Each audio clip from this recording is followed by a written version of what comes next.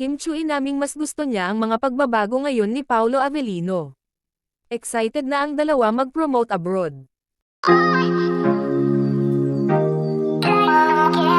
Nagsimula na ang promo convoy para sa My Love Will Make You Disappear, at ang mga lead actors na sina Kim Chu at Paolo Avellino ay handa nang makipaglaro on air, on ground, at online.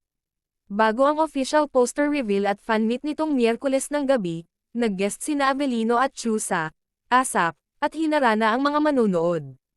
Napansin ng mga tagahanga ang bahagyang prangka, masaya, at mas nakaka-relax na Avellino sa kanilang mga pagtatanghal. One instance was when Avellino pouted his lips as if teasing Chu for a kiss on the lips. Sinabihan kasi ako before na maging masaya, said Avellino. Pero kung ano man at gayon pa man ang kinikilos ngayon ni Paolo Avellino, mukhang nagustuhan ito ni Kim Chu.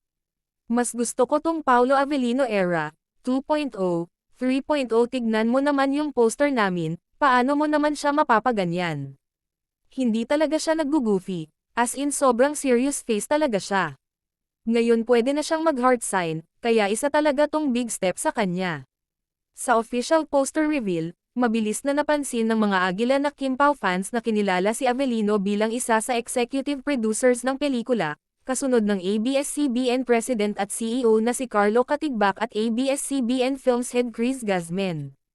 Sinabi ni Avellino na excited sila ni Chu na libutin ang bansa at pumunta sa ibang bansa para i-promote ang kanilang unang movie team-up. For us, parang hindi pa rin tapos yung pelikula dahil simula ng second phase ng paggawa ng pelikula is promoting. So we'll be promoting non-stop for 3 months, and I'm excited to meet the people, all around the country and abroad, ani Avellino. February 12 ang original playdate ng movie nila pero na-move to March 26. Inorganize ang fan meet para tangkilikin pa rin ng fans ang dapat sana na original playdate, lalo na ang mga lumipad mula sa probinsya at ibayong dagat.